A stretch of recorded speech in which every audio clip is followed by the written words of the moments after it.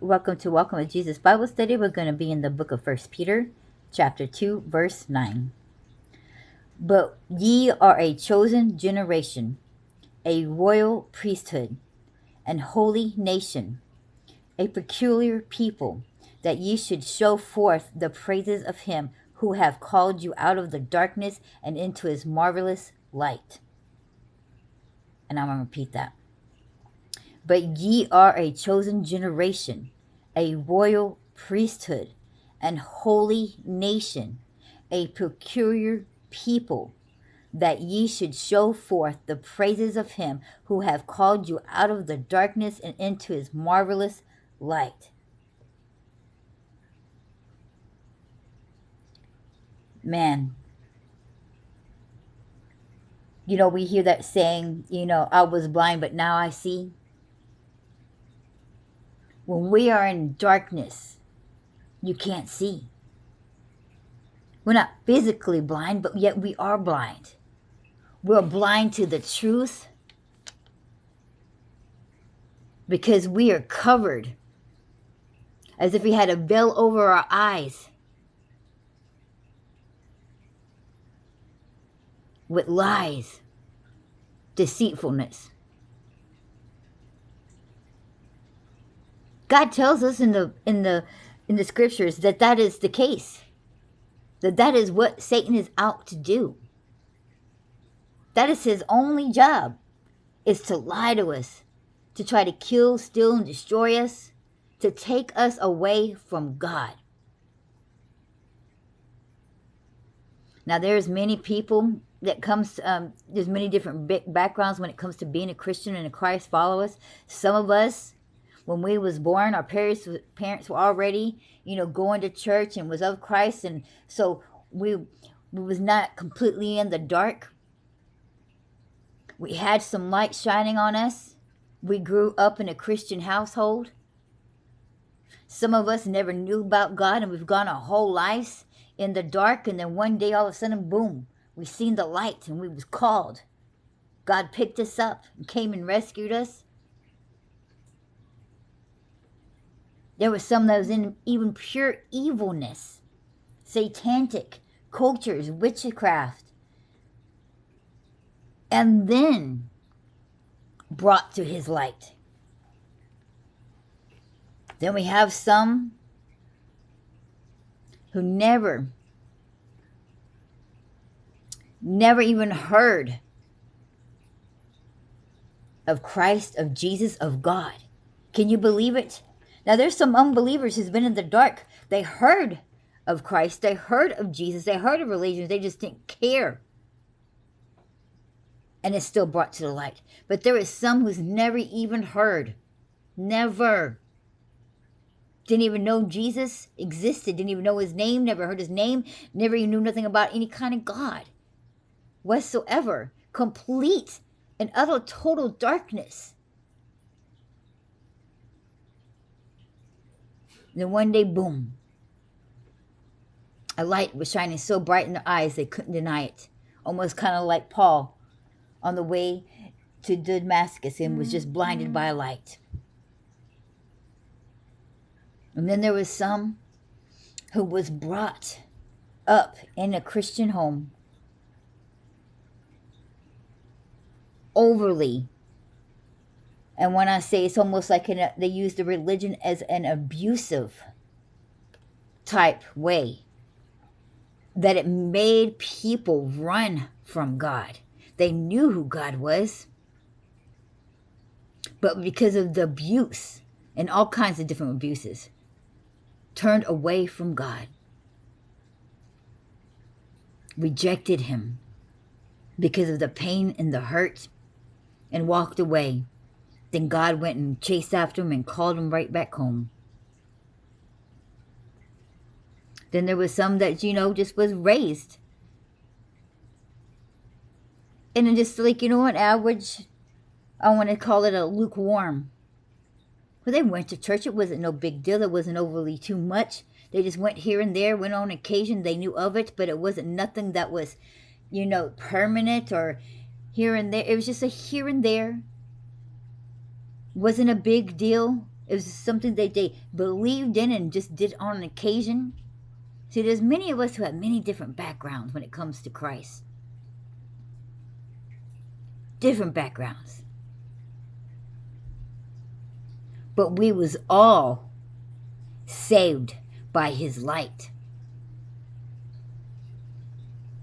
Whether he came to us individually and just literally blinded us like Paul, or we came to Christ because of somebody else's light that they was reflecting off of God.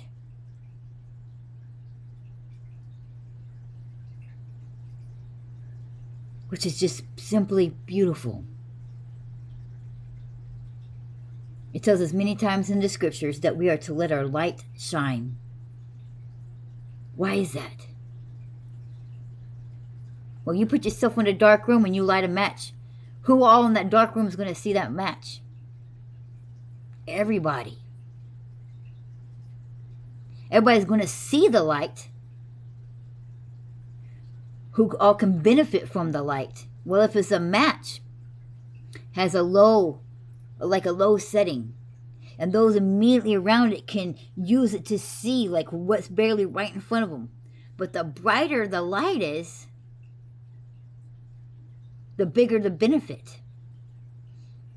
The bigger the circle becomes that those around them can see things right in front of them and even a further distance.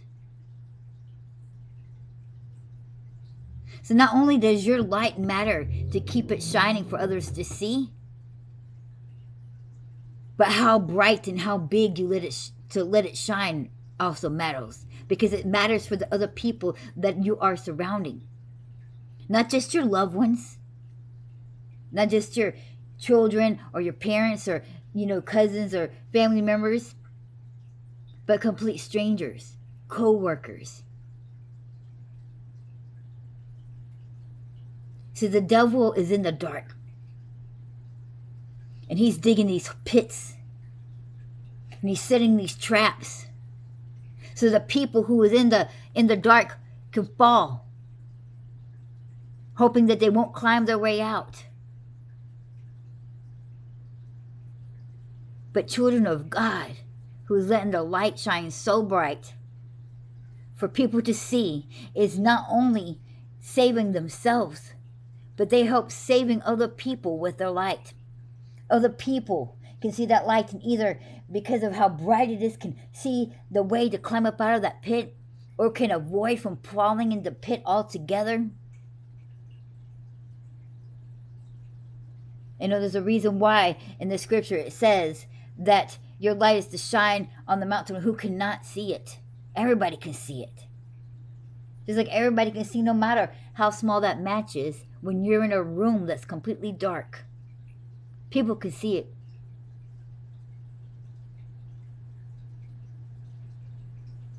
We're not to hide it. We're supposed to show it. We're not supposed to be ashamed of it. But there's many people who are ashamed. And what's sad is, it says in the scriptures, Jesus says, those who are ashamed of me, when you come to me, I will be ashamed of you when it comes to my Father.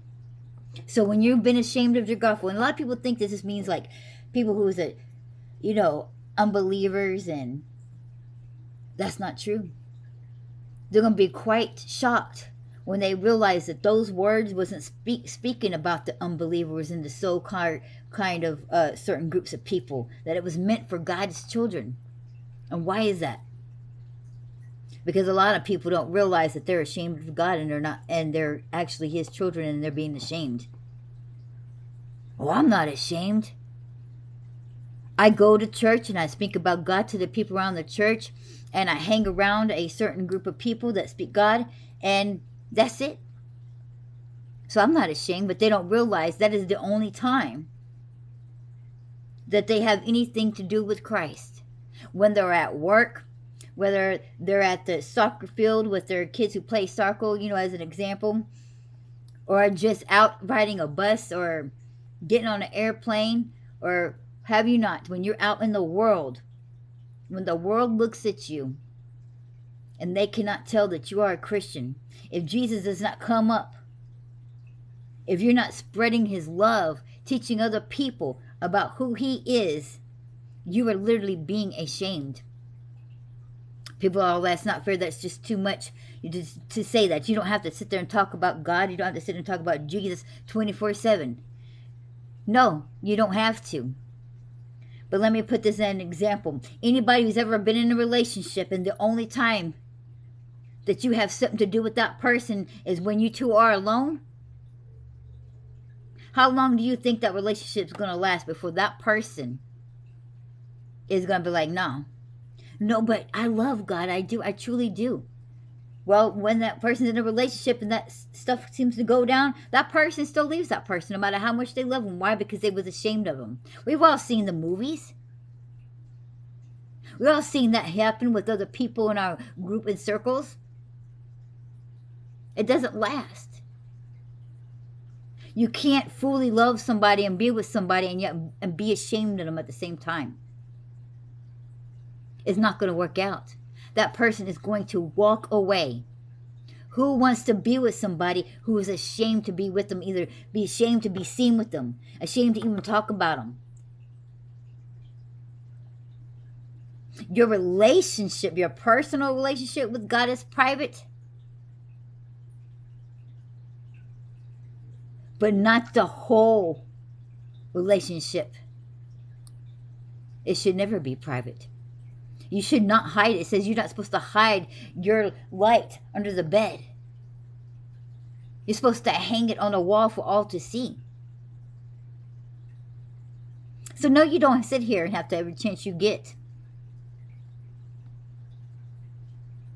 But most people refuse to talk about God at any other time unless it has to be at church and with their so-called Christian church friends and when they do church outings. Other than that, they never even mention God. They never bring him up.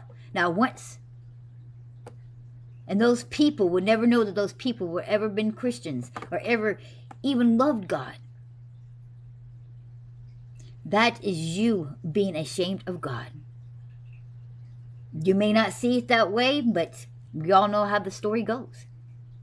Look at it. Flip it around. If you was in a relationship with yourself and that is only how you treated them and talked about them and did anything or had anything to do with them, how long would you stay? How would you even call that a relationship, or would you say no? So if you're too ashamed to let people who look at you and see you, complete strangers, know that you are a Christian, when you go to that pearly gate in the end of times and you stand before Jesus on Judgment Day, because you was ashamed of him, he's going to look at you and say, I'm ashamed of you in front of God. You're going to be denied. Just think about that. How well are you letting your light shine?